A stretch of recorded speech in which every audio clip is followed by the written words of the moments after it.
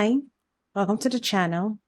In today's video, I'm going to be talking about a mood board, specifically how to create a mood board for a fashion collection. So my last two videos have kind of been steps I have taken toward creating my mood board. And in this video, I'm sort of like summarizing everything and then closing it out with the actual mood board. I am designing a debut fashion collection, so obviously I had to create a mood board for that. So what I'm just going to share is the way I approach it. I have mentioned before that obviously I don't have a fashion background. I'm coming into fashion from a different field entirely. So the way I would approach the concepts phase of designing a collection will be very different. And there are so many ways other designers go about creating mood boards. This is just one way.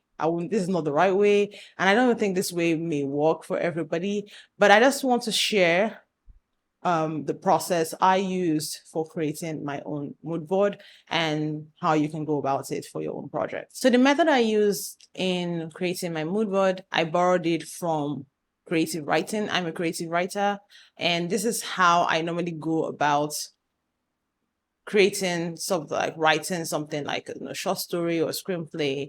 This is how I go about it, and I sort of like transfer that into creating a mood board for my fashion collection. So the first step in creating your mood board is to distill your idea into one word or one phrase. This forces you to have kind of like a very, very narrow focus when you begin doing like to brainstorm and start collecting references. So for example, my collection is inspired by Nigeria. So the word or the country Nigeria was in my head, and that was the word, that was the word I used in the research brainstorm phase. For you, that could be minimalism, that could be simplicity, that could be punk, rock and roll, R&B, anything, music, it can be anything, but as much as possible, you want to get your idea and distill it into like a word or a phrase before you start anything at all. In situations where you are going to be going for something that is not tangible, so for example, like the concept of first love, something I would say that helped because I did that for a bridal wear design project. The mood board or the collection was called First Love and just based on first love. So for me, what I did was to think about what first love is to me and begin gathering images that support that. Obviously, you know that the next step is to gather images. So you're going to gather images and references that match or that fit the word or phrase that your concept is about. So again, going to my own mood board, Nigeria was finding everything about Nigeria. This is a fashion collection. Something I would recommend is, as much as possible, you want to stay away from references that are heavy on fashion. So you want to try and get references that are not directly related to fashion. That can be very, very difficult if, for example, you are your references, your word is Paris. So for me in Nigeria, there was their fashion references there.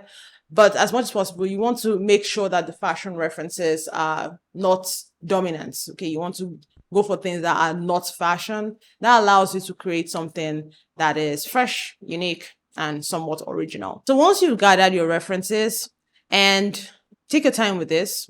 Mine took about a week to gather all my references. You could do digital like pictures. Obviously, because you're going to create a mood board, you want to be using more like something visual, really, really stuff that are really, really visual. You can also do things like mind map if you're struggling, but just collect as much references as you can. For me, when I did my references, I collected 180 something reference images.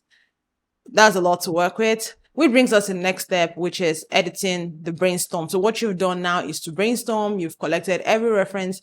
Now you're going to edit your brainstorm. And when it comes to editing the brainstorm, you will now want to find the filter you would use to sort of edit what you've picked out.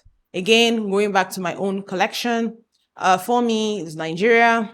But when I was doing my research, I found out that most of the images I had collected were not really specific to Nigeria. They cut across to West Africa or even cultures outside of Africa. So to make it easy for me, and to narrow it down, what I did was to go for images that were specifically Nigerian. So it was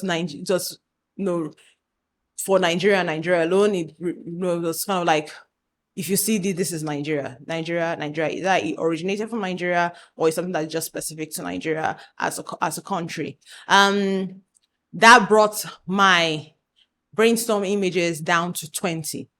So your filter is really, really important. You want a really, really strong filter to use when you are now selecting the images for like your first draft mood board. This is very, very similar to writing. When you do like your creative writing, you're like just your dump, like creative dump, which is kind of like the brainstorm here. You now want to begin editing and cutting out stuff that don't make sense. And at this stage, I'm brutal.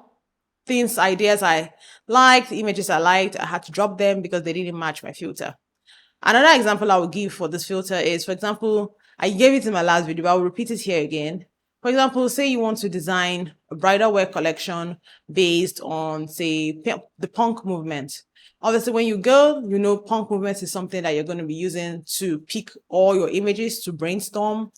Once you've gathered all your images, you want to begin to filter those images against a bridal lens. So look at images that suit or fit like the bridal lens. That's kind of like how the filter works. For you, you make a judgment as to what your filter is. It could be color. Your filter could be texture. Just something that just makes it easy for you to sort out the pictures and references from your brainstorm. Now, once you have your draft board, that becomes like the first draft of your mood board. At this point, if you have kind of like done it well, you'll begin to see a pattern forming. So for me, what I found was I was beginning to see a color story form.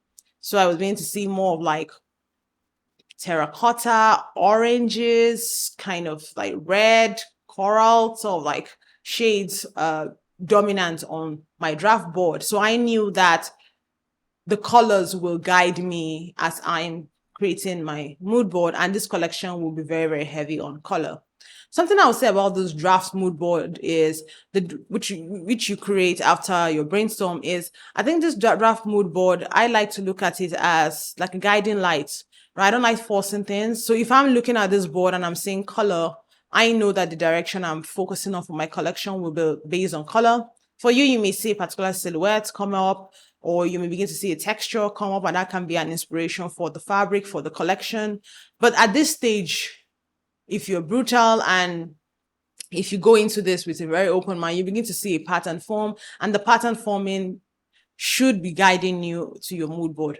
So for me, I was beginning to see a color story, and that was what I used when creating my mood board. So I just took the images that fit that color story, the images that match from a color perspective, and put them on the board. And that is my mood board. So for me, my collection is heavily inspired by the colors of Nigeria. That's my collection, right? For you, that'll be very different depending on how you've gone with your brainstorm, edit, and your eventual mood board. Like I said before, this way of creating a mood board is borrowed from my experience as a creative writer. It may not work for everybody, but I find this method works if you don't know exactly where to start from. Maybe you just have like an idea, or you have a word. You can start creating your mood board from here. This board doesn't also have, whatever you create as the mood board doesn't have to be the final thing. You can go ahead and continue developing the mood board, or continue editing until you are satisfied with what you have as your mood board. For me at this stage, I'm quite happy with what I have. I know that color, and it's a particular color story that I will be using for my collection, and some elements obviously from the mood board I will likely use in my collection. So it's not like it's supposed to be this way. This can be one way to create a board that can become something else for your own collection. I just like this method because it allows me to consider stuff that I didn't think of before. And it's always good to go into this with an open mind. Obviously, yes, as fashion designers, we have ideas of what the collection should be. But if you are using this method, I would normally recommend that you go in with a really, really open mind. Whatever ideas you have, just hold it loosely because it will likely change. For me, every single idea I had at the beginning of my mood board creation process, I've dropped it. I don't think anything is remaining. I don't think there's anything left. So you do want to go in with this with an open mind so that you can actually see something fresh and unique that you can use for your own fashion collection. The final point about this way of creating mood board is there's different ways this can be interpreted. Someone can see my mood board and interpret it in a different way.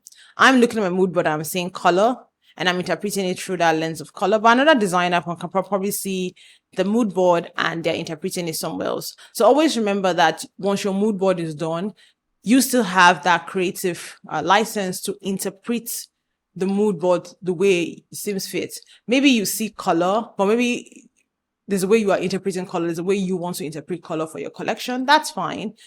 The mood board is just an inspiration. It's just something that inspires what the collection is actually going to be. It's kind of like the vibe of the collection. So my collection, what I've done is I've said color. So there's going to be something about color, but for you, you may find that there's a particular silhouette you really want to explore in your collection, and your mood board leans into that silhouette, and that's sort of like the vibe.